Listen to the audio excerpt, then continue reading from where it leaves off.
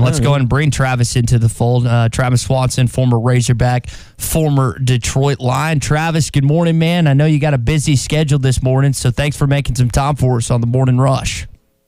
Of course. Appreciate you having me on. So let's start there. I mean, as one of the best Arkansas offensive linemen in the past decade, you played against some ferocious defensive lines when you were in school. I think about guys like Nick Fairley at Auburn, some of the defensive line that Alabama and LSU had back in the day. I don't remember if Terrence Cody was still there, but I can imagine how difficult it must have been to block him. What would you say was the best defensive line that you played while you were in school? Oh, that's hard to say because, I mean, the good thing about the SEC and particularly the SEC West is it's every week. It's every single week. It doesn't matter yet. One team might have a werewolf, is what we would call them, every now and again, but you had to respect the entire group. And every single defense, especially, back when I was playing, which wasn't too long ago, they had their own identity. You had your traditional, and you knew Alabama was going to be technically sound every week and every year. So you knew what to expect from them. Then you had you had some teams that you would sprinkle in that were always kind of wild cards, like Mississippi State. I remember Mississippi State in 2010 when we went down there. That was one of the hardest playing defensive lines I've ever went against in college. And, they had, I want to say Pernell McPhee. They had some guys that had high motors. But, like I said, your LSUs and your Alabamas always, year in and year out, always had a really, really solid group that you always respected. Travis, I called you last week. We were talking a little bit just about this football team in the bye week, what's going on. And I was trying to give you credit, man, but you wouldn't take it. Andy Staples did, though. He wrote a great piece last week on kind of the hiring process of Sam Pittman. And I want to give you credit publicly because you were the first former Razorback that right when Chad Morris got fired, you said, Sam Pittman, go get your guy. I just want to give you credit for that. And I know that you're going to say that's all on him, but you, Dan, and some others helped get him here. How surprised are you that this team is at a point where they could be the second best team in the SEC West if they win on Saturday night? I'm not surprised at all. And this is something, and like you said, we had that conversation last week. And, the whole reason Skipper and I wanted to get his name out there was because at that time when Morris was fired, Arkansas football was not in a good place. The fans were not excited. There was not a whole lot of positivity around the program. So, I thought, let's just get a name out there that no one's thinking of right now. But when they hear it and read it, I mean, I find it hard to believe someone would, have a hard time going against it. And I know you want to have initially the conversation was, well, he has no head coaching experience, yada, yada, yada. And I think that was the only barrier that people were going to have, which is justified. But I think it was, let's get the name out there. Let's just get people talking, get them excited again, which has been doing good just because, I've had all the confidence in the world in him from the get-go. I knew that he could do this. I had in my mind, there was never a doubt that he could transition from a successful offensive line coach to a successful head coach. So it's not surprising to me one bit at all. And no, we do not want to take credit for him getting hired whatsoever because Pittman got himself hired. He's gotten the track record. He went out and has done the things that he has done. All we wanted to do was just get his name out there and get the fans talking. Travis, technically, what are you seeing with this offensive line? What progressions have been made? Because obviously, this was one of the rougher parts of the team when Sam took over, and it was assumed it would be one of the fastest to improve. And so far, it's really been the defensive side that's been the fastest to improve. When you watch the game within the game, what are you seeing with that offensive line to this point through 4 games? I think they're playing more collectively as a unit. I think the chemistry is built a lot better. And, nothing against Coach Fry, who was here with the Morris regime. I thought Coach Fry was a great individual. I just think that team in general with the Morris team had a hard time buying into each other. And that's even outside the realm of the offensive line room. So, when I look at and when I watch the games, obviously I'm very biased and just watch the offensive and defensive lines. And they're, what I'm seeing is like I said, they're playing as one unit. It's very hard to get 5 guys to think one way. So to have that chemistry, to bring Brad Davis in and do the things that he's done has been great. Now, I know I use the cliche term, Rome was not built in a day, and that is really applicable to offensive line play because there has to be so much chemistry built up there, not only from a mental standpoint, but from a mechanical standpoint, because you have to understand how the guy next to you, how his body operates.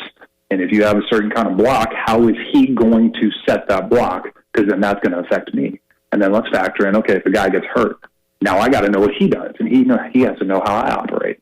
So it is an ongoing, ever-changing process that is not ever going to be complete, but it will get better. It will definitely get better as time goes on. I like where they're at right now. I think every week they're going to continue to improve. I think they have improved every week, and they are definitely headed in the right direction. What do you think the body types need to be? And I think that's one thing Sam has been working hard with the strength and conditioning staff to maybe transform from where Chad Morris's staff had the offensive line. What do the body types need to be right now with this offense and in this league? Because there's still a couple guys playing in the 290s, the low 300s. What's ideal for a Sam Pittman offense for the offensive line?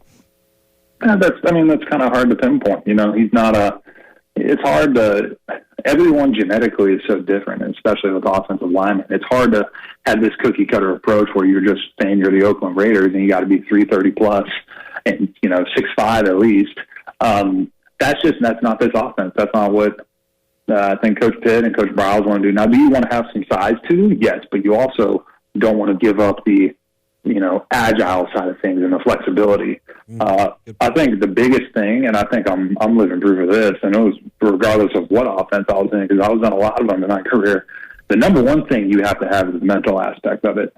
I was never the strongest guy whatsoever, but I was definitely the smartest guy on the field, and I knew that. And that's why I think what set me apart is because I knew what the guy across me was going to do before he even knew what he was going to do.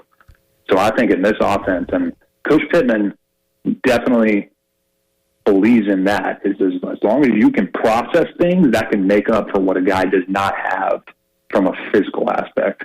And as long as he plays fast, Coach has a couple sayings that I remember that really apply to that. And as long as you play fast and you care and you're smart, you can definitely get some time on the field. What were those sayings? Can you tell us? Well, one of them was just no one ever got their butt kicked playing.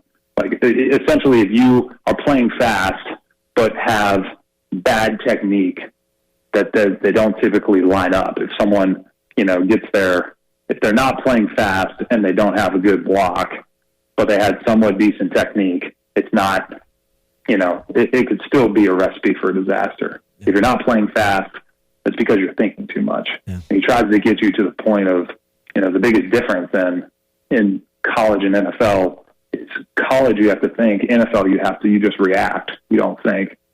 But Coach Pittman, and my dealings with him for that 1 year I had, he got me and all of us in that process early of you don't think, you just react. Yeah. Just turn up that damn jukebox is the only phrase I think we all know now. So.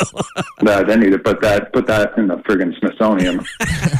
Travis Swanson with us here on the Morning Rush. Travis, let's go back to 2011, the last time that the Razorbacks beat the Aggies in Jerry World. You guys were at one point down 35-17. What do you remember about that comeback? That one sticks out in my head great. I remember we went in at halftime.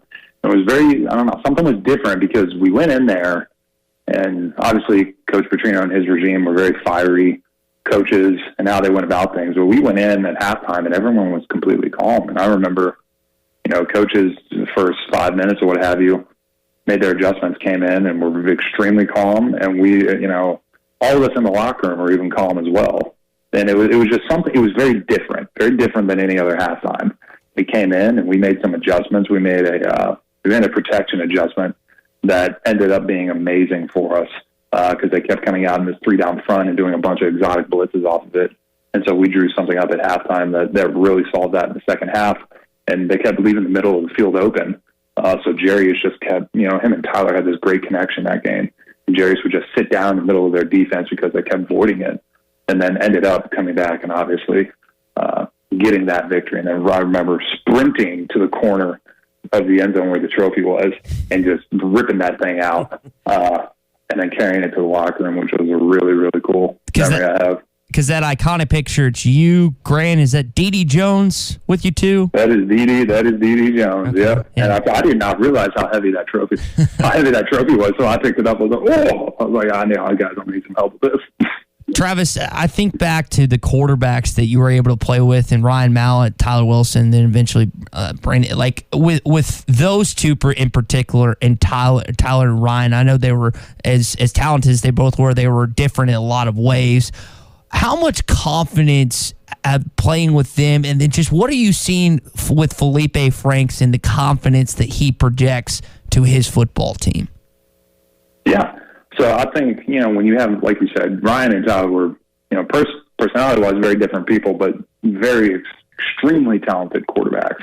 And I think that they had that leadership quality. They both went about it very different ways, but it wasn't one was not working. Both of them worked, and that's a good thing about leadership is there's not one specific way to go about it. Every guy responds to things differently. And I think what makes a good leader is understanding who he's leading and understanding the mental capacity and how they process information so they can go about it, the right way. The guy, doesn't respond to being yelled at, then that's probably not the best way to go about trying to fix things or trying to lead someone. And both of those guys had a really good feel for that. Now for Felipe, obviously I'm on the outside. I'm not in those locker rooms right now trying to see exactly how things are going, but just from, the fan standpoint on the outside, I think he's doing a good job. I really do. I think this is he's obviously gone through a lot. He got hurt at Florida, transferred, had to come in and learn things pretty quickly, get to know a new team. And I think as the season has gone on, what I'm seeing is, the beginning of games, you're trying to kind of, and this is just natural for any football player, specifically on offense, is you're trying to feel out what is this defense doing? What are they going to show? And then it might be something you've seen in practice. It might not be. But I think those early parts, as they're figuring it out, and as the games have gone on, they've made adjustments before halftime, and they've picked things up and gotten in a good groove, which I think is hats off to Felipe and Coach Browse. Travis, before we let you go, man, what do you think of Chris Stapleton's new song, Arkansas? When I heard that, the first thing that popped into my head was, one, this is amazing. Two, can you imagine the amp up in Rogers the next time that Chris Stapleton comes and busts that thing out? How insane that place is going to go. Because I went to his concert back in I think it was 17 when he was here, and the place was unglued the whole time. So now you want to drop this heater on everyone? That's going to be amazing. No, he has to open and close the show with that. That's a twofer. I figured you just do that on repeat for about an hour and a half. Man, it's certainly better than one. Yeah. Starters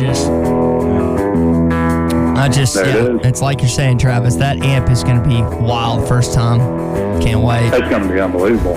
Hopefully they can get through this pandemic here and things can kind of calm down a little bit. Yeah, exactly. Travis Swanson, former Arkansas Razorback, former Detroit Lion, kind enough to give us some of his time this morning. Travis, we really appreciate it. We'll all be hoping that the Hogs can finally break that streak of over 3,300 days tomorrow night. Yes, sir. Appreciate you having me on. Go Hogs. Thanks, Swanee. Thank you. Appreciate you. All right.